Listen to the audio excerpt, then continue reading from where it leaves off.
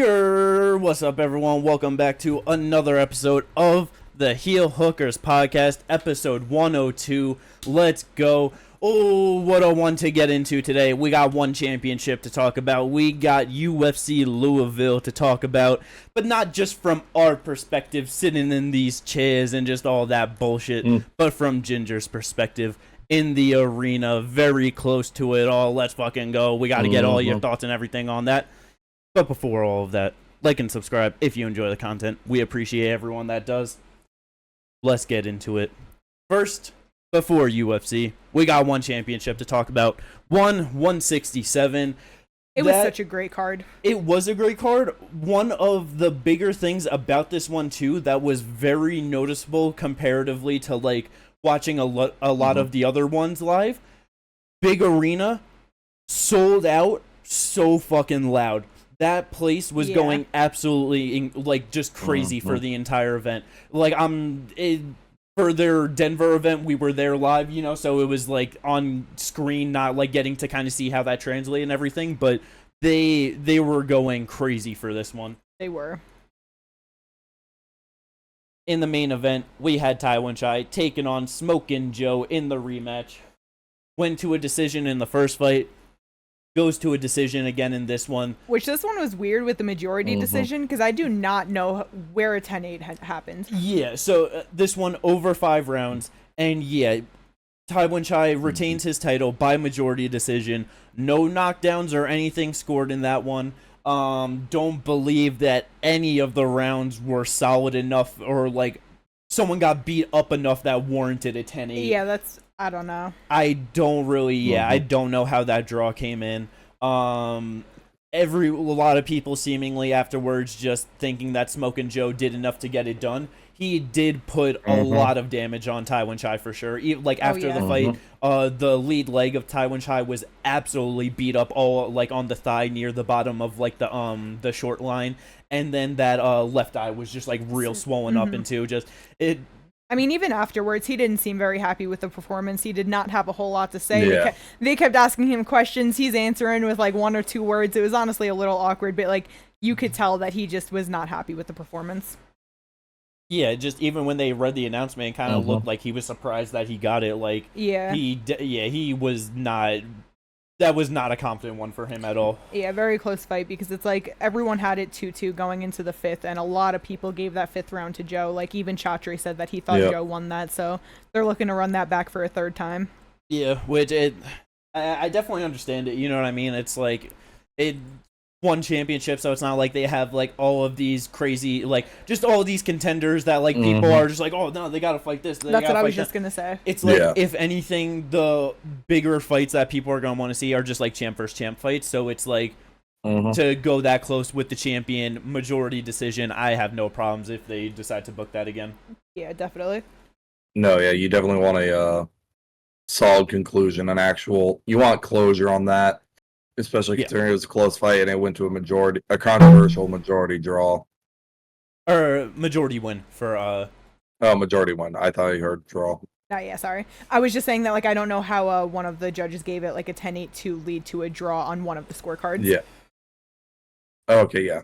Well, majority decision either way. Yeah. Very, very strange. But even though that was the main event, that is not at all what everyone was there for. Yeah. And just, like, it was very funny afterwards, like, when he was talking, and literally just, like, he would say something, like, just, like, one thing, and just shake his head and, like, nod like he's done, and, like, they're just still holding the mic there, just like, are you gonna say more? He's just like, nope, I'm good. And they're just like, I'm sorry, I did not perform well. Like, I didn't do good. Like, yeah, it was good. The co-main event, though, this one, there's so much on this one, honestly. Yeah. There's a lot to get into. So, to start it off, Rod Tang wins via unanimous decision over Dennis Piotr. Rod Tang came in just like a little bit over 6 pounds heavy for this one. Missed the hydration test. It's terrible. Like, that is a terrible mate wish. You can't say anything about it. But the things that, like, I will say, though, is he was supposed to fight in January, and he pulls out because he broke his hand. Afterwards, when he won and got on the post-fight like speech to do the interview, just starts crying so bad and like, you know, is just talking for so long, and, you know, obviously don't understand Thai, so me and Kate are just like, oh, what's he saying? And it was just, yeah, like, as soon as he missed weight, all of the backlash and the hate that he got from everyone about it, it put so much on him. And it's like, we've already talked about that. It's like, he's booked to fight here. He's booked to fight in September. The amount of pressure that is put on their fucking fighters already. Now it's coming from the fans. It's like he just came off of an injury. Like, yeah, it was a bad weight miss, but man, I felt so bad for him. Yeah, like, shit happens, bro. But it's like to be on there and to be crying like that because you're just like under so much pressure that everybody is putting on you. It's like, bro, he's a human being. Yeah, and because when we saw that, like, yeah, he missed the weight, it was just like, oh, like, who knows how really ready he was to come back. And he even said the pressure to come back on this date to fight Dennis. And it's like, yeah, dude's like 39 years old, 38 years old, much older, but it's like, that dude is a fucking warrior, man. He's a menace for sure. Yeah, Rod Tang was bombing on him. There was one in the first round because with the actual fight too, like, Rod Tang round 1 was the cleanest I have ever seen this man fight. Head movement on 100%. He looked so good. The counters were impeccable, just fucking beautiful all around. And there were so many shots that Rod Tang is landing on Dennis, and he's just smiling at him. He's hitting his chin, and he's like, come on. And it's like, bro, you don't do that to Rod Tang. Like, that is not the motherfucker you try and play with like that. And there was like one clean right hook he landed right on the chin, kind of wobbled him a second, and it was like, okay, like, you saw after that he started to take it a bit more serious, wasn't doing that because it's like, yeah, he hurt him. But like, he was game all 3 rounds going to war with him, and it just...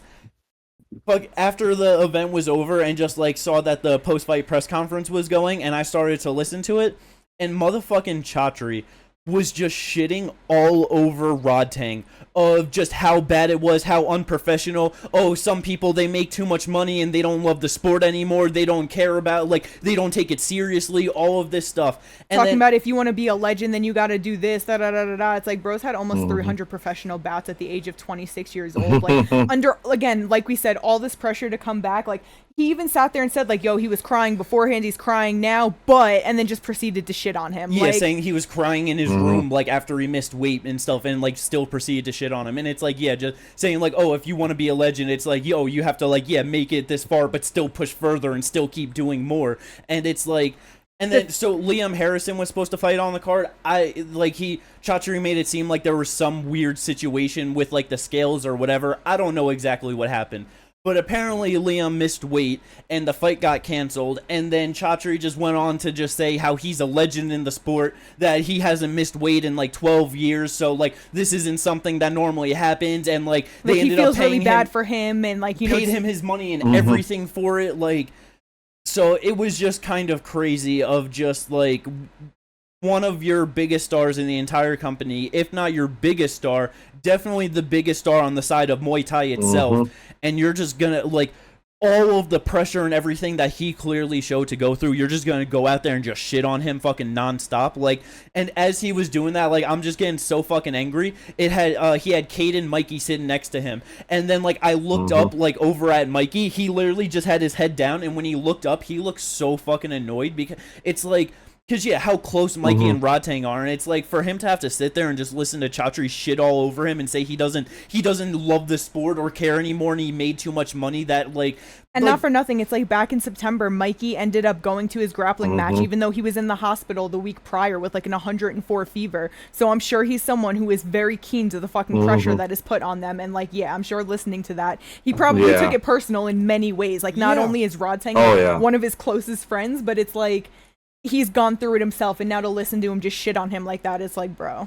Yeah, it was really disgusting. Like, that genuinely pissed me the fuck off. I had to stop listening to the press conference type shit. Yeah, no, that's legit just like, bro, what the fuck are you talking about? Like, one, you're the one who has him fight. Like, it feels like every other month Rod Tang is fighting. So made too much money. You're the one booking them to fight so often to make so much money. That's one. Well, two, anytime I hear a promoter say this fighter's made too much money, I just know that they're just like, in their head, they're just like, I don't want to pay this motherfucker. Yeah. That's all I hear. So Yeah, it's like, because the they've fact gotten that to a people, point like, that it's too consistently too much money. no, yeah, like, and every time like I hear promoters saying things like that, I'm also just thinking here like, well, just hearing like what Chachi says, it's just like, bro, like in terms of like actual employers, the one championship is not that far off, if not potentially worse than the UFC. No, their contracts are worse for And sure. Yeah, Way they more. no, I definitely know are. they're definitely like, Way more but I'm restrictive. just saying like, from what people's perception, they're as bad, if not worse. Yeah. And they need to be viewed like that, because even though their events are so much better, it's because they are able to do a lot more shady shit, because they don't fall under US law, they're under Singaporean law, and that is much more business friendly, Yes. even more so than the US, and that's Yes. insane to think about. Yeah. But so yeah, and I guarantee you Mikey was definitely thinking like, he was taking all that shit personally, just because it's like, he knows like Chachi's the type of guy to say a name of someone, but applying it to everyone. Oh yeah. He's definitely like warning he's sending a shots type message. deal. Yeah, 100%. And it's just like, Chachi, go fuck yourself. Yeah, man. Yeah, like, Because the thing is that like, even though she wasn't a part of this because she ended up falling out, but I'm sure that that was also kind of implied at Stamp. Even though she had an injury and had surgery, it's like, with the way things have been going and like how some of their fighters have just been having issues and different things, like I'm sure it was just an overall message to a lot of them, and I'm sure Stamp was one of them. Yeah. Like, hey, make sure when you come back in September, injury isn't an issue. You know what I mean? That you love the sport. You didn't make too much money. You're gonna be a legend, right? Like, yeah. It's like and it just also shows with every time one of them do something, it's always thank you, Chatri, sorry, Chatri. And Every single time. Every single Yeah. time. And sorry, thank you, Mr. Chatri. Sorry, Mr. Chatri. It's like, you know, like it. Every time someone does something, always followed up with that. Like it. And I could not work under those type of contract stipulations that I've seen. From what I saw in that contract, that it was Adrian Murray, posted. Oh, Bibiano. And see, that's the thing, is I was wondering, like, what are the Thai fighters' contracts like? How much worse is it for, like... I was about to say, I'm assuming a lot of it is very much similar in terms of, like, the actual legalities and stuff like that. That part of it's definitely all the same. Pay, who fucking knows? Yeah, it's all the same restrictions, just less money for sure. I was wondering if it might be more restrictive or more, like, you know? Potentially. There might be. I don't know, I actually. don't know because how much more restrictive it could be. They're also, like, with a lot of, like, the Thai fighters, too, where it's, like, you look, like, you know, because we use Tapology to look at all the records, so, like, you go and see, and it just shows all of their one fights, but then it's, like, if you look on Wikipedia, they have more fights in between their one fights. That's true, yeah. So, who knows, actually. I feel like it's less restrictive just because of... I guess more with their bigger stars, you know? Yeah. Probably... Yeah, like, they'll never let Rod Tang fucking do some shit or whatever. No. But... Yeah, well, it just, I just very much had to let all of that out and that be said, because it's just those certain things, you know what I mean? It's just too fucked up. I was about to say, I don't know which boxer said it, but I know a boxer has said it. All promoters are scumbags. Yeah. Don't let any of them tell you otherwise. Used car salesman, you know what I mean? Yeah. Which is funny enough, because I was listening to Dana White on Andrew Schultz's podcast, and he started off as a used car salesman, so it's very... That makes sense. But that was his only failed business, he said. But Power Slap's probably gonna eventually follow suit as well. I don't know, man. It's a $750 million business, you know what I mean? So allegedly. But anyway, because we kind of touched on the Rod Tang thing a little bit with his first round. Yeah. The second round, all movement was gone, and he went back to regular Rod Tang. Yeah. You just have to bring that up, because it was really funny, the clear difference in round 1 and 2, where he's like, I can have movement, and I can be a really clean, technical, great fighter, but I'm here to war, so let's brawl it out. And that's what he did for round 2 and 3. Yeah, just incredible to watch. So happy for Rod Tang, just with all the shit, to be able to get that win. Hell yeah. Let's fucking go. And we brought him up, but speaking of motherfucking Mikey Musumeci, man, holy shit. So going into this one, there were so many things. It's like, you know, he's taken a few losses in grappling, usually against bigger guys, like just whatever. goes in against the last person that he lost to, Gabriel Souza, and in the first one, so Mikey, he had a whole rant in his post-fight afterwards, but he said that he took that shit, like the promoter forced him to grapple that event with COVID, didn't complain about it or nothing. Gabriel subs him in the 11th minute of the match. This one, just over 3 minutes, 3 minutes and 7 seconds, Mikey Musumeci gets it done via calf slicer. A fucking animal this guy is. Yeah. Holy fucking shit, man. Just the way that he's able to float through positions and just latch on to anything that he sets his eyes on, it's just so damn incredible. Yeah, Souza came in super aggressive, just immediately took him down, fell into his guard, which, okay, like, you know, I guess he felt comfortable enough to do so, like, you have to do it. But, yeah, Mikey he tried like moving over to try and take the back, and when he took the back, he just wrapped up the calf slicer. He saw it, he sat in it for a while, and then when he was comfortable and he knew that he had it locked in fully, he just cranked. And because even before, he inverted on like the leg going for the like the heel hook at first, right? And as he's going for that, because I just fucking thought about it now, bro, Souza, he fucking grabs Mikey's foot for a fucking toe hold. And you just see him, just like all his pressure, just fucking trying to force the toe hold so crazy. And like, I'm just watching, like, holy shit, man. It looks like he's like, how are you just taking that and you just don't give a fuck? You know what I mean? Yeah, looking like he's gonna rip his limbs off. But then, goes to eventually, like he said, goes to take the back, wraps up the calf slicer with it. Probably had it for like 45 seconds or like a minute almost until, just finally gets enough pressure on it to make him tap. Because that's where he's so good at things. Like, he doesn't want to rush it. He knows he has time. He knows how he can get it. And he's like, let me just stay composed, get myself like exactly how I need to be. And once he started cranking on that, Souza just started tapping. It was done. And as beautiful as that was to see, his post-fight speech was my favorite part of everything. And it's just really funny because he starts it off. He says like fucking once, and I think he says it once or twice. He said it like 2 times, and then he said something about talking shit, and then he said, "I'm sorry for cursing," but this guy kept talking shit, and then proceeded to curse so much more. Yeah, and just went off. Was so goddamn angry.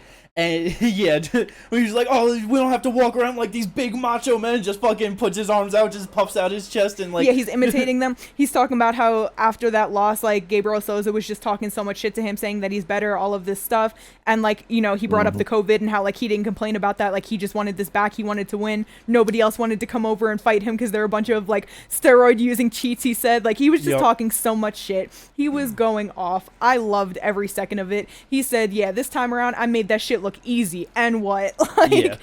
I was like, Mikey, talk your shit. I loved it. It was great. I've never heard him speak like that. He usually gets on and he's just like, thank you to my opponent so much. I really respected this for you taking it. That, like, just super nice, super sweet. He got on there. He had something to say. He was angry. He was.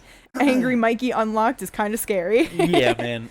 Fucking 3-minute calf slicer against the last person that beat you. Like, that is just incredible. Gotta love it. So good for Mikey. And for him to move to flyweight champ, moves up to bantamweight for this 145 pounds, makes it look easy. Because that's what I was gonna bring up, the fact that like then their face off with Cade, what he was saying afterwards, he's like, man, you see that I'm running over all of these guys, I'm beating everyone at my weight. What I want to do is roll with the best, and right now Cade is the best. I'm the best. Cade is the best. He's like, Ty is the best, of course, too. But he had to throw that in there. He's like, no disrespect, but he's like, I want to roll with the best, and if that means going up a whole lot of weight, it is what it is. Love it.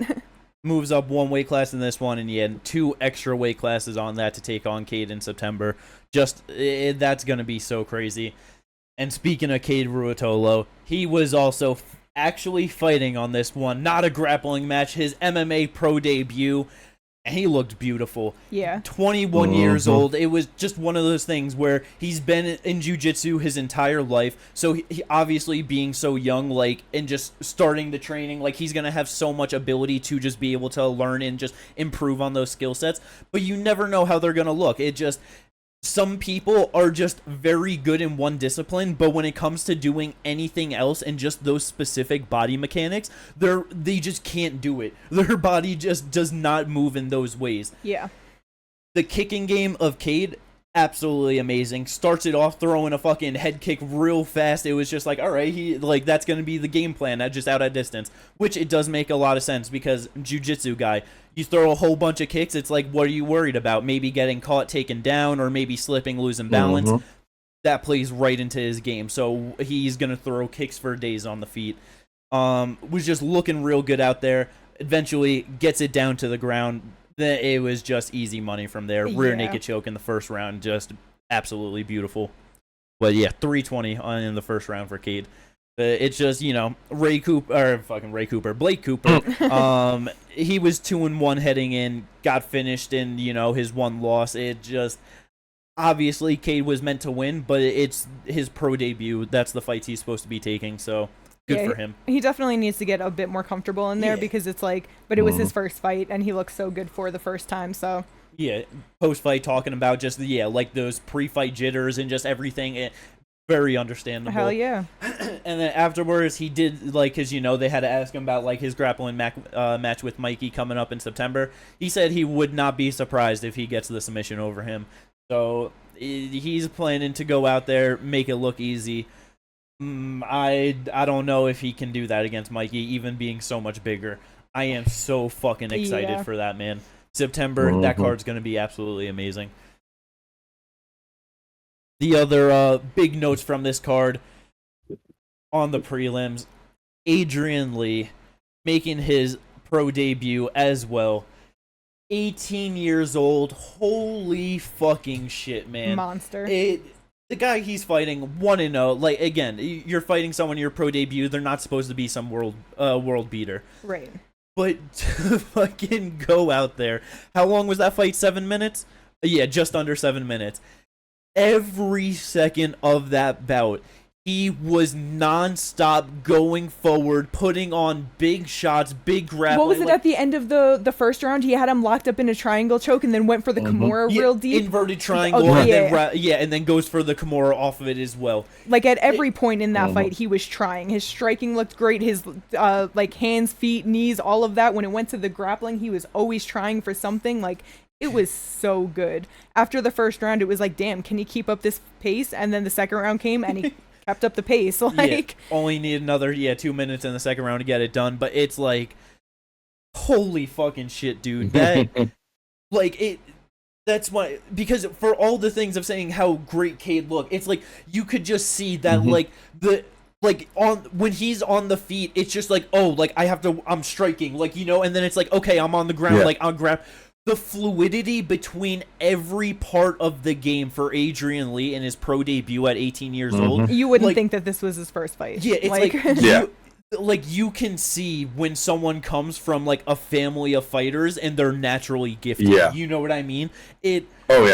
Holy shit, this dude is going to be a fucking problem for every single motherfucker in that division. I was about to say, especially talking about the fluidity. It just shows the difference between someone moving from one discipline into MMA versus someone who has been strictly training MMA.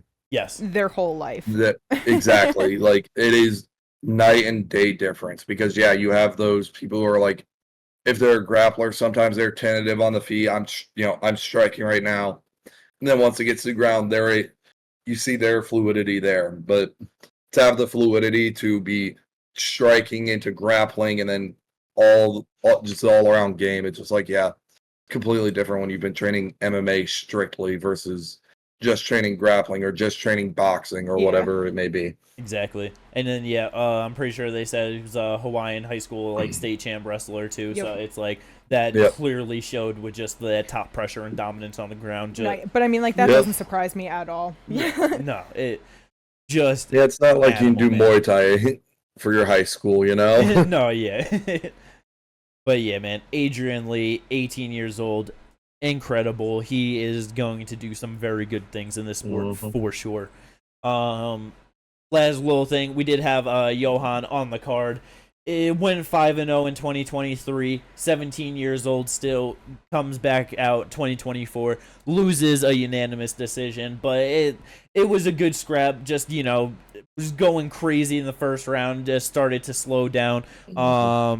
Nguyen just did a very good job landing just big shots on him, countering as he was walking into a lot of stuff, so got it on the judges' scorecard, but 17 years old, it's whatever. Like, you know what I mean? The fucking Muay Thai people take 30, 40 plus losses, so he'll be back.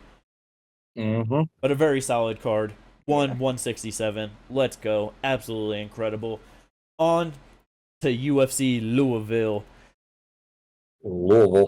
Ginger, your first ever UFC event. How did you enjoy it? What are just big takeaways from everything from watching it live compared to, at home on screen? No, yeah. I was about to say, like, at this point, like, just throw up a picture of where my seat was, because, like, I was close. I was pretty close to it.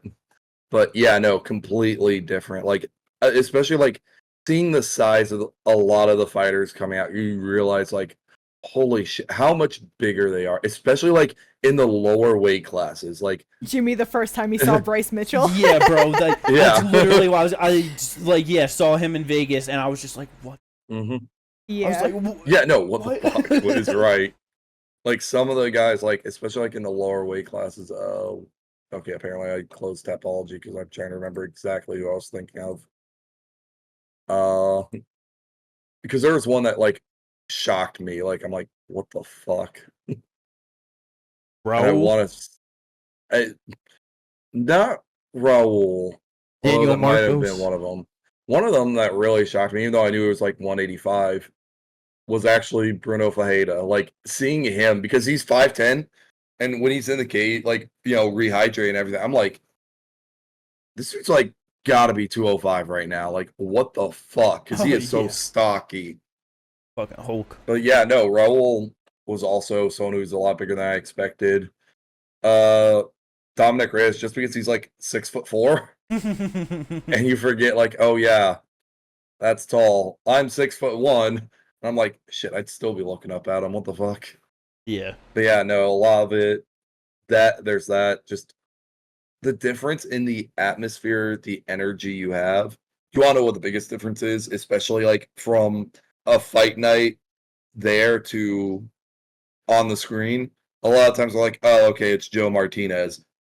Live, Joe is actually extremely good. Like, really, when you're there live, like you actually feel the energy, and you're like, holy shit. Because me and the guy I was sitting next to were talking about it. Shout out to Colin. We're talking about it because it was just like, holy shit. We're like normal, like, it's Joe, but we're like, yo, that's a lot better live than it is on screen. Boy, that's cool. So that's one of them. Just the amount, like how loud the actual cheers are. When I say the cheers for Raul Rosas Jr. were deafening, I mean deafening. They were the loudest of the night. Yeah, and that was insane. Because that's just probably at least like 15,000 seats or some shit like that, right? Yeah, I think the attendance, I actually thought I put it in here. I thought it was like 17,000. Oh, it says it on Tapology. There. Attendance 19,578. Yeah, So, almost 20,000. Yeah, like that fucking, you got almost 20,000 people fucking yelling, going crazy. Yeah. Like, yeah, I can't even imagine how fucking loud. No, but especially for like, because it wasn't even for anyone like else. Like there were like loud cheers, but like his was way over everyone else's, and that was insane. The only times that was conquerable, like that was him walking out getting that cheer, getting the loudest reactions. He almost got louder reactions than some of the knockouts. Yeah, I mean, it definitely makes sense. It's like people are hyped for him. He's 18, or he came in at 18 years old, just mad young and shit, had the one loss, but it's like otherwise doing well. Yeah. No, yeah. I get it. It was just like, damn, that is, because I was expecting it for like, Cannonier maybe like Dominic Reyes, like, some of the even bigger names on the card. Yeah. Man, people love Raul Rosas. Hell yeah, man. Yeah, no, those are the biggest takeaways. That and the UFC production crew and the UFC crew are all really cool guys from what I can tell. I talked to like 4 different people. I mean, shit, like that's honestly like just with that's something that, I mean, anyone that has ever talked shit about like the UFC or anything like that. Mm-hmm. It has never been anyone of like backstage workers or anyone No. like everyone only amazing praises to like the entire crew that is there helping put it all together. And then listening to like Kayla Harrison and Chandler and MVP and like dealing with Bellator and PFL or whatever, and then they come to UFC and how everyone treats them and everything, and there's like, no, this is a professional place, you know, like that has always been a very big thing for them. Yeah, the production crew and like the other like more, I guess, like I don't know what to call them. Mm-hmm. I'm gonna say like stagehand, like technical people, like the people who are like walking in front of the fighters, like in front of the fighters and the police officers. Yeah. And the people like opening the cage door, closing it, all that. Yeah. Those guys, all cool guys. I talked to the one, like I didn't get to talk to him, but like me and the guy beside me high-fived the dude with that really long hair man bun you see in every event. Yeah. That dude, the bald guy with the big beard. Oh yeah. But yeah, no, they were all cool guys. Like they were on work shit, but also not on work shit at the same time. You know what I mean? Nah, yeah. Hell yeah, that's awesome. It's always great getting like haven't gotten to go to a UFC event yet, but one in BKFC, still fun, still very good. Oh yeah, I'm sure. I would love to go to one of those too. Yeah, but let's get into all of the actual fights and everything now. Whoa, start off here. Huh? And this is where we're starting off, yeah. The main event, the reason why we all gathered for the night, right? The return of Jared Cannonier versus Nasruddin Imavov. Almost a year layoff for Jared heading into this one. 40 years of age, taking on 28-year-old Nasruddin. And a very surprising fight in a lot of different ways. Yes. So Nasruddin gets it done. 4th round KO TKO. Is very controversial stoppage. Because it's like, obviously, being a fan of Jared, wanting him to win and everything, you see the stoppage and all of that, and it's like he can clearly keep fighting back, and it's just like, oh, early stoppage, that sucks. But it's like, I don't know, time going on and just thinking about it more like the next day, it's one of those things where it's like, okay, they let it go. How many more punches does Nasruddin land in the next couple of 10, 15 seconds until he actually sits him down, maybe puts him unconscious, and the fight's over? You know what I mean? It's like, it always sucks to have an ending that feels just unfulfilled and like, just didn't really get there. Everyone's given Jason Herzog all the shit in the world for it, but it's like, at the end of the day, he is just trying to save the fighters and look out for their best interests. You know what I mean? And yeah, it was not the greatest stoppage. And yeah, no one live liked it. The boos for that were, because Imavov was already getting booed. Oh yeah. So getting that along with it was not great. But one of those things where it sucks when things end that way. Yeah.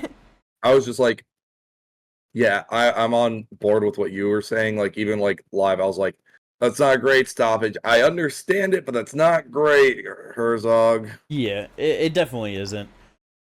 But yeah, Nasruddin was landing some pretty good shots on Jared throughout that one. I mean, Jared was going through, landing big right hands, good left hooks. Oh yeah. There was a few times when he would just sit down on like a good jab, like he was popping Imavov in the face. The double jabs into right hands, like he was landing even though he's gonna be one of the shorter guys at 185 pounds, you can tell that he's got a long reach for his body, and he uses that very good with his boxing. Oh yeah, no, 100%. It just sucks because it was just kind of the thing me being worried about heading into it, with of just like Marvin Vettori touching him in the last one and him getting hurt, and it's like, you're getting touched up by Marvin and showing that like you're getting hurt, like that really isn't great, you know what I mean? So Nasruddin landing just a bit cleaner shots on him, had him wobbled and running around all over the place in that 4th round. Yeah. It was so, oh my god, it was so sad to see. Jared did really good with a whole lot of just grappling, just like clinching him up on the cage throughout that fight. I was pretty surprised with, which I guess kind of should have figured he might have gone to a bit more with like him getting 4 takedowns on Marvin Vettori in their fight. But you know, one of those things. I would also like to say though, with the Vettori fight, from what I remember, Most time he was getting touched up was when he was switching to southpaw Yeah, to fight Vittori, and he wasn't really doing that this fight. But he still got but Imavov is a much cleaner striker than Vittori anyway, so he was gonna get his shots in no matter what. Yeah, it just were the shots gonna be powerful enough to affect Cannonier in that type of way. Nah, for sure. And I think it might have been the third round at some point. I saw him like go out there for a little bit of time in southpaw, and I was just like, oh man, I was like, don't. He didn't do it for very long. Yeah, it just got me so goddamn nervous. It's like, come on, man, that was your only blunder in your last performance, and you're gonna fucking come out here. It's like, don't do that. No, yeah. But yeah, man, it just definitely a rough one for Jared Cannonier. 40 years of age. It's like it. Because I believe he was ranked number 3 heading into this one. 4. Okay, and Nasruddin was at 7. That's definitely getting Nasruddin into the top 5, bumping Jared out of there. Yeah. It's one of those things where it just kind of depends on what the UFC wants to do with him. Because, Jared is going to be like, all right, like, I have to work back and win fights to get to a title, so I'm going to basically fight whoever. And so it's like, does the UFC want to have him around to just put on fun fights in the division or whatever? Because it's like him versus Paulo Costa. That could be a fun-ass fucking fight, you know what I mean? Especially Paulo being I'm tired of worrying about energy and points. I'm going out there to fuck motherfuckers up. You put him in there with Jared off of a loss like that, he's going to look to fuck a motherfucker up. That's going to be a great fight. I see a counter right hand, left hook, putting Paulo out. I'm not going to lie. I mean, it's one of those things where it's like him getting hurt by Nasruddin and Marvin Vittori in his last 2, bro. Paulo can chuck a right hand on him and put him unconscious. He can, but like, is it gonna connect before the counter connects? No, yeah, I don't know. Cannonier still has that power easily. Yeah, that it would be a fantastic fight for sure. But then it's also like, well, do they fucking... You know what? Fuck it. Just do it. Jared Cannonier versus Michel Pereira. Ooh. Do it. Do it. It doesn't... Oh, Michel Pereira does not have a fight, right? Because it was supposed to be Roman Dolidze, but that fell out. That fell out. Well, I guess the timelines wouldn't really work out with him. Kind of... I don't know. Depends on how fast Jared gets back. I'd say Pereira versus Costa. Michel versus Costa? Yeah. Any way that they kind of do that, it'd be good, but... Because more than likely, if Michel's not going to fight Roman, all right, you got Roman potentially versus, like, Fluffy Hernandez. They already tried to book that fight, didn't work out. No, let Jared look good and book him against Kaio, right? I was about to bring up, you could do Kaio versus Jared. I'd be okay with that.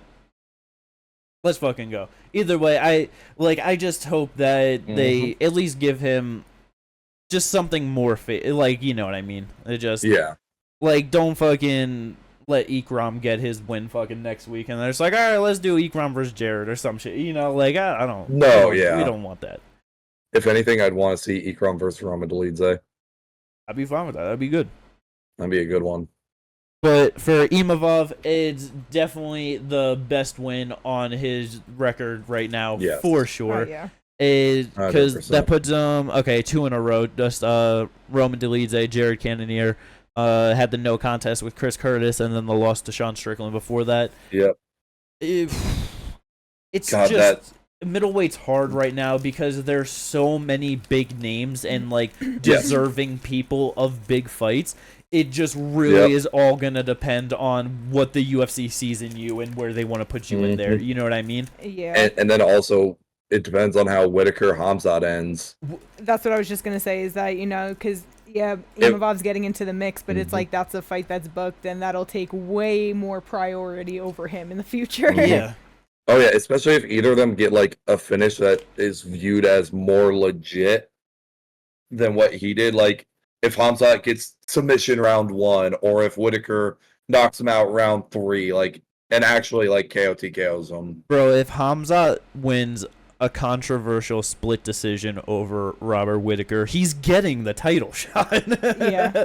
It does not matter how fucking Hamzat walk away from that fight. As long as it's a W, he's getting a title fight, and you know that's happening. No, I know. I just said Whittaker needs to do something spectacular to get his fucking name into the mix, you know? Well, one, Dana White said this was the number one contenders fight. So, I know. Okay. Before He's you gonna say be saying shit, but yeah, I do believe him. Okay, but Whittaker could win, and then he will be the number one contender in, what would that be? August of 2025? Yup. The next time they go to Australia next year. Like anyway. That, you know what I mean? Like, that don't fucking mean shit for nothing. And these days, an interim title isn't even a number one contenders fight anymore. Like, what? No, I know. But I mean, okay, but if he knocks out fucking Hamzat, you don't think there'd be a lot of hype to see him fight for the title? What, against someone that just beat him recently, or someone that beat him twice already? He should have lost the second one. It's still no. If people can do that with Izzy Tepeda, I will do it here. Huh? Fuck off. What'd you say? If Izzy fans are gonna do it for Izzy versus Pereira in their fucking fights, I'm gonna do it for Whittaker for Izzy. It's just one of them things. Like you just had Sean Strickland win a fight. Man, fuck Strickland. That's not how the UFC sees it. They are the exact opposite. Yay, Strickland, fuck Bobby Knuckles. We already got the best of Bobby Knuckles. Now he's here to lose to the guys we want to look good. Like that's the name of Strickland the game, could fight Imavov in a rematch. No, bro, if Robert Whittaker goes out there and knocks out Khamzat Chimaev in the first round, he's fighting Nasruddin. Just be prepared for that. Like, that's what's fucking happening, brother. Like, it's... Nah. You're really gonna deny that? In your heart of hearts, you don't think that's what's happening? Let me be fucking delusional, you fucking prick. It's not right. The UFC, that's just how it is. But either way, good for Nasruddin to get himself into the mix, but he's definitely going to need another one or two big ones to get himself actually into a title fight, more than likely. But it's like, if they look at him as like our only chance to have a French champion right now, they might really look to push him, you know? So that's it's true. like... I was about to say, yeah. Because it's like, if Whittaker wins, they very well could do that. He knocks out Whittaker, he's fighting for the title next. You know what I mean? Like... No, yeah. Got to see how it all plays out, though. But going on from the main event to the co-main event, another fight that I was not expecting to go this way. Oh my goodness. Dominic Reyes, a 4-fight losing streak, 3 knockout losses in a row, each one progressively getting worse and worse, and just against worse fighters as well. Or I guess, well, because he got knocked out by Jan before Yuri, right? Yeah. So it is, but either way, the last one against Ryan Spann, that was the worst one. Takes on Dustin Jacoby, who is getting older himself, 36 years old, but just a much technically better kickboxer all around. Just a great decorated career in kickboxing. Yes. A lot of good wins in the UFC. And motherfucking Dom Reyes, man. Dustin just getting way too overzealous. Running at fucking but just really pushing and going forward at Dom Reyes, and that fucking left hand snipes him on the chin, just gets all wobbled, and then the follow-up shots, the last one that puts him on his face. For him to try and say, like, and protest that stoppage, it's like, it was one of those things that he went out and he didn't know what happened. Like, exactly. Yeah. Because, like you said, the way he straight up just face planted, like, bro, you were gone. Yeah. Like, usually it's like the worst knockouts are the ones where it's like you're going forward, because that's usually you get punched and you're going back or whatever, you know. So it's like, to get hit and fucking just face plant, it's like, ooh, just crazy, man. fucking Dom Reyes, when they're showing the pre-fight stuff and he's just like, oh, I'm gonna show the best version of myself, I'm not back, I'm better. I'm just like, oh my god, just the fucking delusion in it, you know, and to fucking show all the doubters wrong, man. I am so happy for Dominic Reyes to be able to get that win, to get back in the winning column. Just good for him, man. Hell yeah, because it's like, you know, with him saying that, it's like, yeah, it could be delusion or it could be true, because it's like, it's not one of those things where it's like he's super old. It's like he's 34. Obviously, like, you know, he took a 2-year layoff, so he's getting a bit older with that, but it's like... taking off for 2 years, if he really sat around and got his mind right, I can't imagine how much that actually did help him, and especially for him to believe that like he can do better, because it's like fighting John Jones, everyone thinking he won that fight, but like ended up losing the decision, and then just going on getting knocked out 3 times in a row. Like, I can't imagine where his mental was at, where his confidence was at, like what he was feeling when he actually stepped inside that cage. So it's like taking 2 years off, like who knows what type of work he did. Like, it seems like, yeah, he did the right thing, and it's like good for him. Maybe it wasn't a matter necessarily of like his chin being straight up gone, or him just being super hesitant of being in there and then getting caught because he was so caught up in his head, you know, like because with just the mental game is such a big thing. And it's like, to just look back on the stats overall, with that John Jones fight, outstruck him significant strikes, 116 to 104. Round 1, 23 to 17. Round 2, 33 to 22. Round 3, 26 to 19.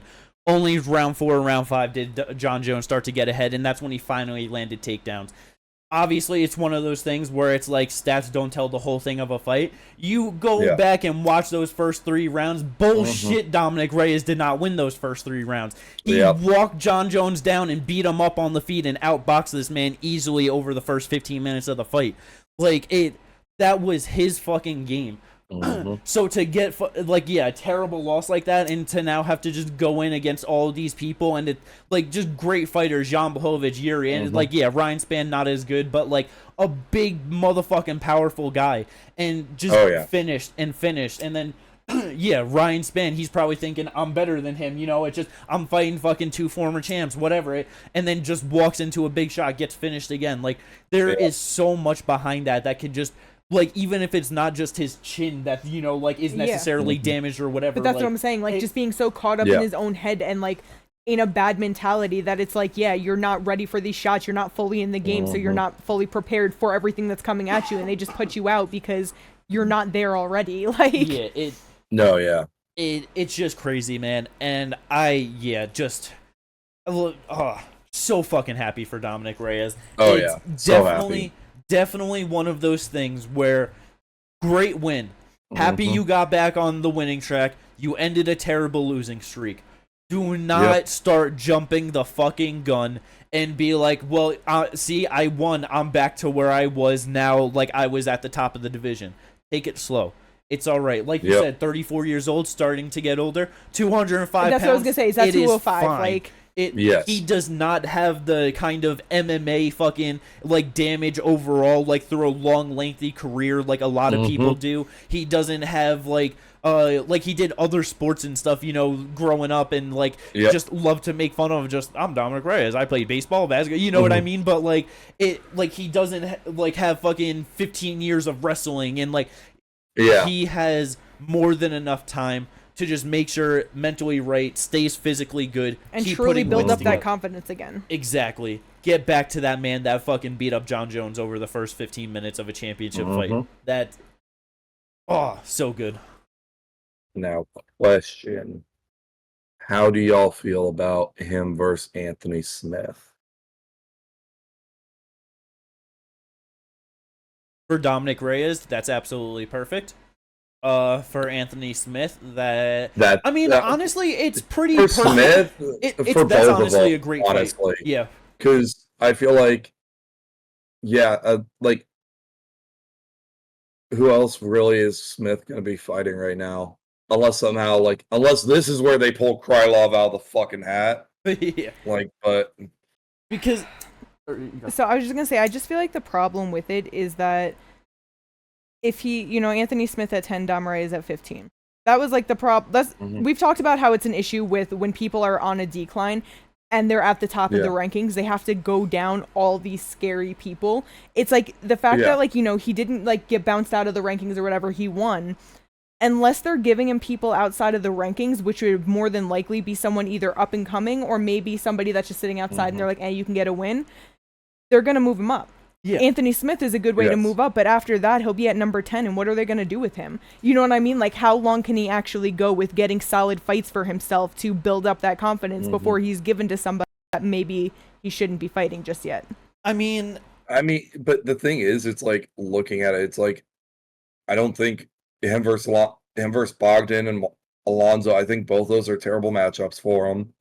Ozma, if he gets out of the first round, maybe he can win that because Ozma has a terrible gas tank.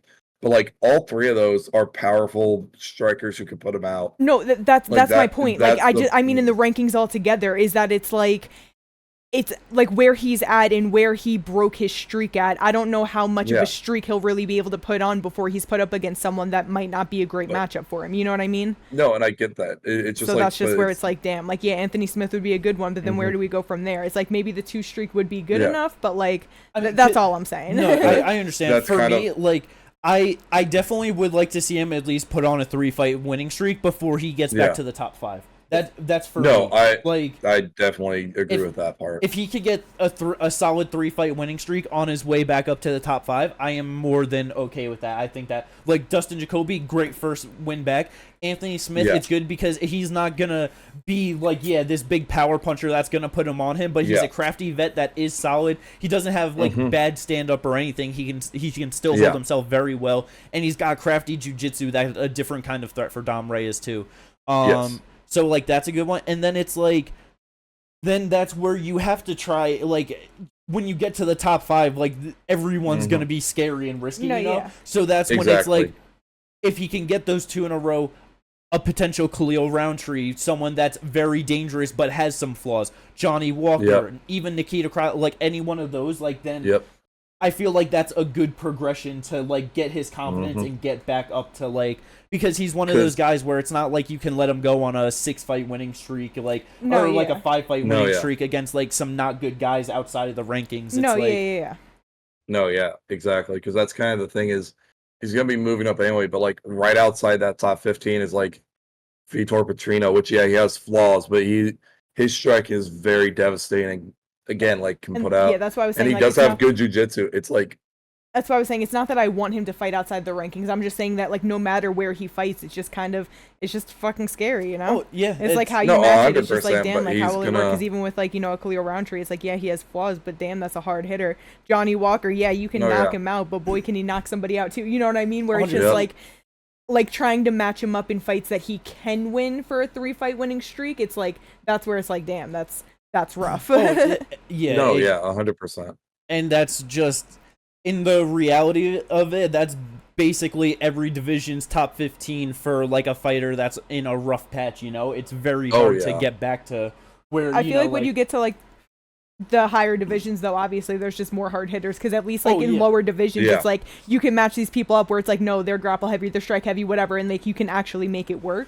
But it's just harder at the higher divisions. And especially when his main thing is striking, and it's like seemingly he could have a suspect chin. It's like at 205, it's like you're gonna have to get that put to test at some point. Risky business. Exactly. Great for him to get back on the winning even track. Then, when you look at, like, the knockouts he's had, it's not like outside the Ryan Spann power jab. It's like, should we expect him to take a fucking spinning elbow from Yuri Prohaska? Are we expecting him to, after getting beat up a lot of that fight against Jan Blachowicz, especially to the body, to be able to just keep going? Like, it's not like he's getting, like, knocked out one punch by anyone. Like, again, like the Ryan Spann one, be damned, you know? No, yeah. But yeah, just great for Dom, man. Let's just see how it all plays out. Hopefully they take good enough care of him to get back into ways.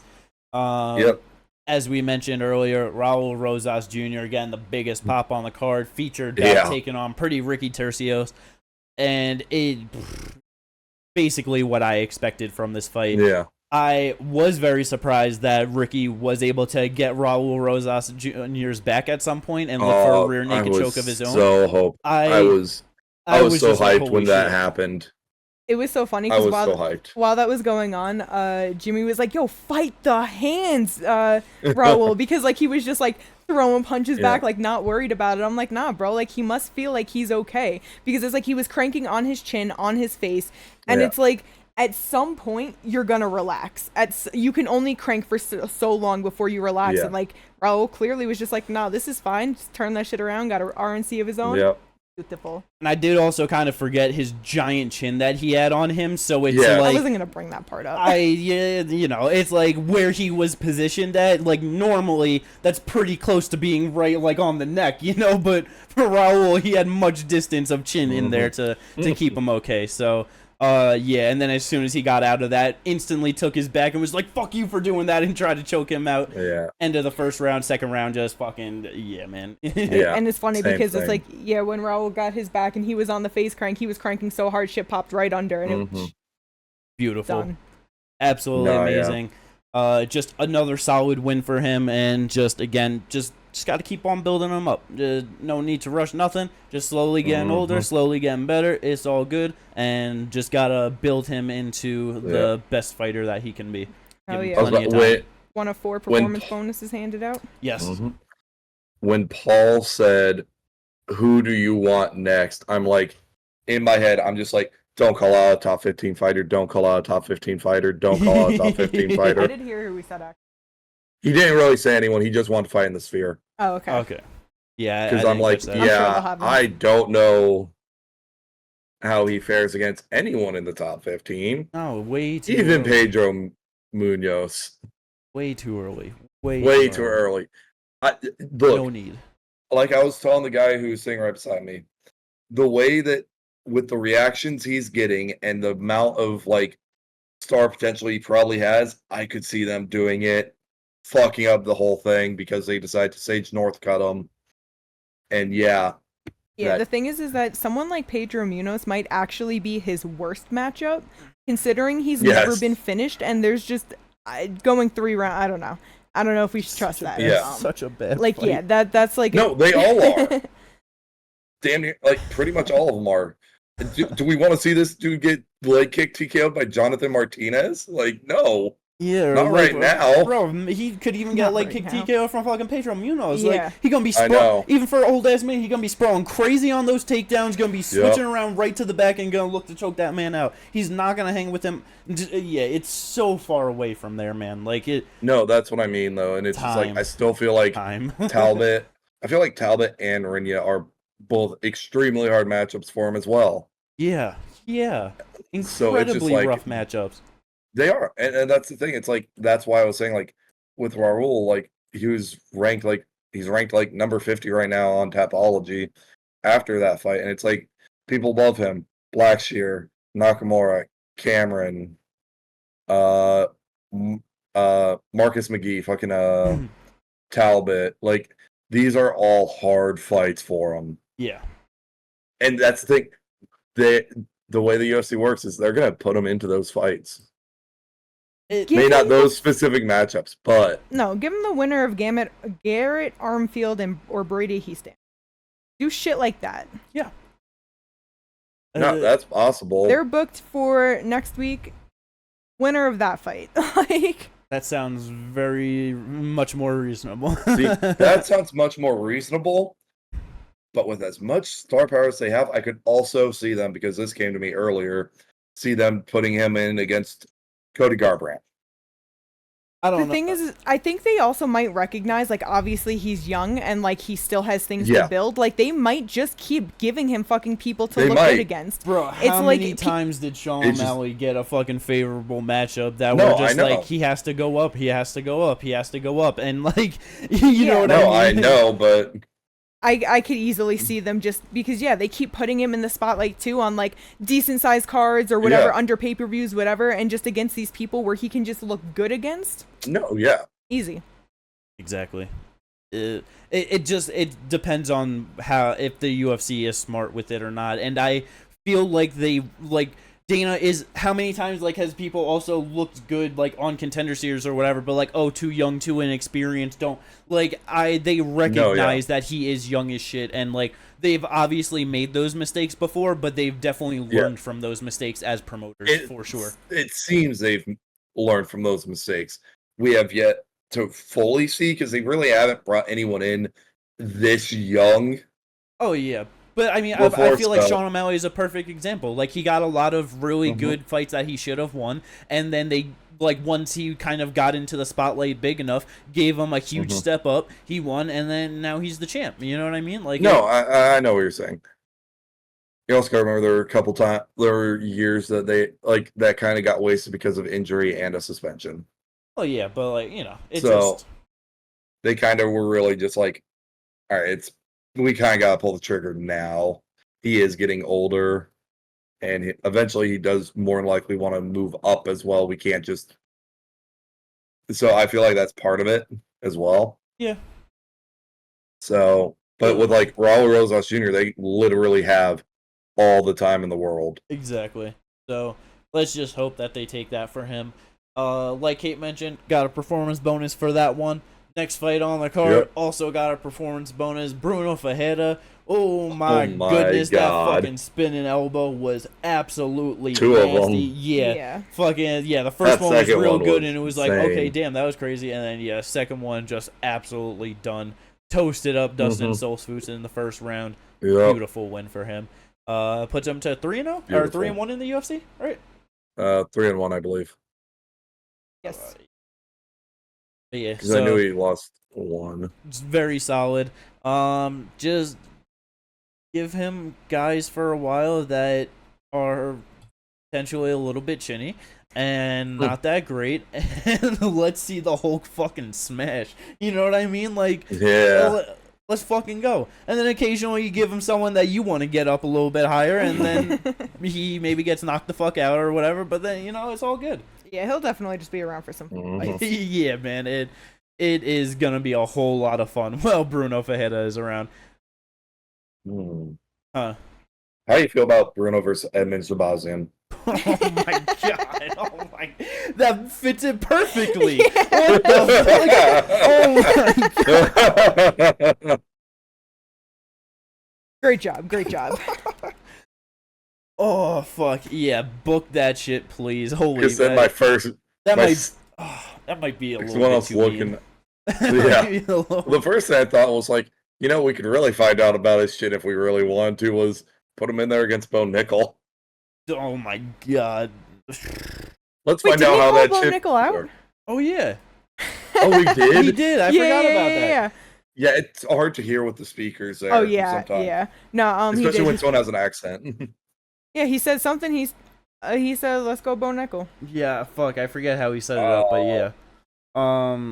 Yeah, why not? Let's do it. God, that would not happen. No, it's not gonna happen. But I'd like to see it. That would be fun. Oh my god, imagine we got Bruno versus Bo Nickel. That would be incredible. But yeah, it's awesome. Let's fucking go, Bruno Ferreira. $50,000 to him. Amazing. Yep. And third bonus in a row. Yep. Because there was no fight of the night, just 4 performance bonuses. Yeah. Zachary the Savage Reese. After oh my god, getting absolutely brutalized in that slam from Cody Brundage in his last one out, he fucking made quick work of Julian Marquez. He just puts it on him. He throws, like, the fight just starts getting going, throws a head kick, looks for a left hook, right uppercut, and just fucking blasted Julian to the floor. It was a body kick. Was it a body kick? I thought he threw a head kick. Body kick. All right, either way, threw the kick, and then just followed it up with that 2-piece right uppercut, hit him, puts him down, hammer fist, done in 20 seconds. Goes out there and says that he tried to fight patient and all that, and sometimes he fights like white trash. So I thought that was pretty funny. But but I actually have some skill. But I actually have some skill. Yeah. Amazing. Great performance for him to get it done. Hell yeah. And the main card opener. I did not see this one coming at all, to be fair. I thought that if Puna was going to get it done over Miguel Baeza, it was going to be just kind of big punch lands, knocks him out, whatever. Yep. First of all, did not realize that this was him moving down to 170 pounds for the first time in the UFC.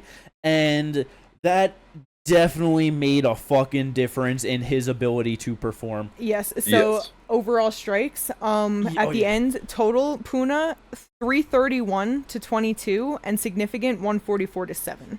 Yeah. Yeah. The most significant strikes he landed in a UFC fight before that was 66. Yeah. In a loss. Absolutely dominated him. Yeah, he was so consistent with just taking him down, and once he had him down, just beating the shit out of him. Yup. Overall, damn near 11 minutes of control time, 2 seconds off, and yeah, it's not like he just sat there and held him. He was really beating him up the whole time. It was pretty crazy. Yeah. Miguel with 3 different sub attempts all in the first round. Yep, yeah, he did really good in that first round of trying to do stuff from the bottom, but after that first round, he was just done. Had nothing left in him. Yeah, it was over. And yeah, 5 of 6 takedowns landed for Puna, man. Like, just absolutely incredible work. And it just, after, like, just not looking too great, and especially in his last one, again, it was Dustin in his last one, right? I believe so. For Miguel? Puna. He lost to Dustin Solsvus in his last one, rear naked choke. It was like he looked so bad, just out at range, just fucking throwing giant left hands with no setup, just winding up crazy, like looks so terrible. And so that's where it's like, all right, I don't really know where you're at. You fucking have won 1 fight in your last 5, only against Dalcha Lungiambula, who isn't really that great of a fighter, and losing to some good fighters, but also to some not great fighters. Yeah. So it's like, the grappling was a great skill set for him to really use in this one. And then, nonstop pressure, nonstop punches. Amazing work for Puna in this one, man. That was so good to see. Looking at it, 94% of his strikes were thrown on the ground.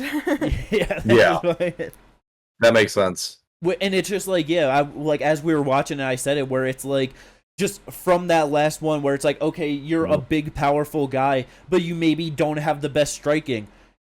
Get to some grappling, get to some clinch war, get on top, and then you're there to use that power and physicality. Yeah, and it's like, that's the things. You see a lot of people, a lot of their ground strikes will be like to the body or whatever. It's like he was just holding him down and just wailing on his face. Like, it was pretty bad.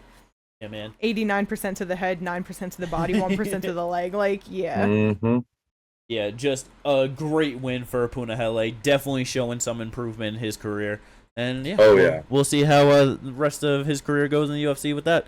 That is the main card, though. Some prelims. We did have some pretty good shit to go on. Yes. Kate, what do you want to bring up on the prelims that you love the most? Oh, I just thought we were going to talk about some of the good fights. But Carlos Pratt's with his knee over Charles Radke, that was so good. Oh my God. Beautiful. Bro, the reaction from fucking Chuck Buffalo when he looked like he got fucking blasted in the belly with a bowling ball or some shit. It was just like, he went down like he got shot. Yeah, man. It was absolutely crazy. Carlos walking away, Disgusting. Charles looking like, you stopping it, right? Yeah. Yeah, man. Fuck Chuck Buffalo, man. That was so great to see Carlos Pratt just blast him with that was shit. So good. Oh my God. Gets himself $50,000 for that performance as well. The last performance bonus on the card. Yeah. Yeah, that was so crazy. Just him holding his lead arm and then just bam with that knee. Yeah, just so good. Oh, man. Ginger, what'd you like the most on the prelims? Oh, it's the problem. Like, she took mine. You don't have nothing else that you want to fucking bring up? No, I do, but fuck? I didn't have a second in my head at that moment. I was like, fuck? Shit. Oh my goodness. But actually, like, Taylor Lapilus versus Cody Stamen. That was a really fun fight. That was a very good one. Definitely a lot different than what I thought was going to happen. Yeah. Definitely a lot different. I thought Taylor wasn't going to be able to defend the grappling from Cody the way he was defending it. Yeah, did a very good job. That was surprising. Yeah, Taylor got the win. I was just like, it was just a really good performance. And just, they were going at it. Yeah. Definitely. I thought that Taylor would just be able to do enough on the feet, just kind of beat him up, but he looked much better with the takedown defense and everything. That definitely was a good one for him. Oh yeah. I think for me, Daniel Marcos is what I'll go with. Improves to 16-0, remains undefeated against John Castaneda. Just a beautiful performance from him, man. Just looked so amazing. The striking is on point. 31 years old, out of Peru. 135 pounds at 31 years of age. It's one of those things where it's if they want him to do something big, they gotta start pushing him a little bit now. You know what I mean? Yeah. Doesn't have the most time. But I'm pretty confident that if they start putting him up in that division, he's gonna get some really solid wins, and I would not be surprised he gets some good wins inside the top 15 as well. No, yeah, 100%. But then there was just other good shit on prelims too. Yeah, Ludovic Klein and Thiago Moises, that was good. Bro, Ludovic that was such a good performance. I did not expect him to. I thought that would be a bit more of a struggle, honestly. I thought if it went over 15, he would struggle more, or he would just kind of fuck him up real quick with the, Yeah, gets that unanimous. Definitely my thought. I had the thought after that, it's getting a win over Thiago Moises. That's a very good name on your resume. Yo, how about him versus Benoit Saint-Denis in Paris? I'm pretty sure these are all rumors that it's almost a done deal for BSD versus Fiziev. That's what the rumors are, but I would prefer that. I mean, that's a great fucking fight. It's just if they do that, let's get Ludovic Klein versus Dan Hooker then. Yeah. Dan Hooker's looking for a fight. He's calling all these motherfuckers out. I thought we were going to get Fiziev versus Dan Hooker. Yeah. Fuck. Damn. Shit. Well, either way, Ludovic I feel like he deserves a top 15 opponent. That's a very good win for him. He can definitely get himself in there. Nice. Brad Katona wasn't boring, right? That's something. True. There was a few times where he was fucking putting it on Jesse Butler. I was like, oh my god, this dude's about to finish him. I need him to go to decision. Landed that big elbow that cut him open in the first round. Yeah. But just a lot of good shit. Montana De La Rosa, Andrea Lee, that was some wacky shit they had going on in that fight. Yeah. Yo, Ginger, how did you feel throughout that first round with those fucking grab-on exchanges and the fucking spinning back fist to drop her? And what the fuck? Bro, every time, they went to the ground, I'm like, all right, De La Rosa, just don't lose position. That's all. And then loses position. That was a really fun fight, honestly. Yeah, it was good. Was fun. Stupid. This from definitely a lackluster 302 pay-per-view in Newark, New Jersey. This was a very good. Oh my god. Fucking Tiny just absolutely wrecked everything. That's all of the fights to talk about. Tapology, I won again. Let's fucking go. Right? Yeah, whatever. But I apparently have things to clean up. I gotta get my cat off there before she wrecks more shit from jumping down. So everyone, I hope you enjoyed this one. Like and subscribe if you did. We will catch you on the preview to our boy Tatsuda Taira again, his first main event against Alex Perez. Let's fucking go. Yes. Peace out, everyone. Fun.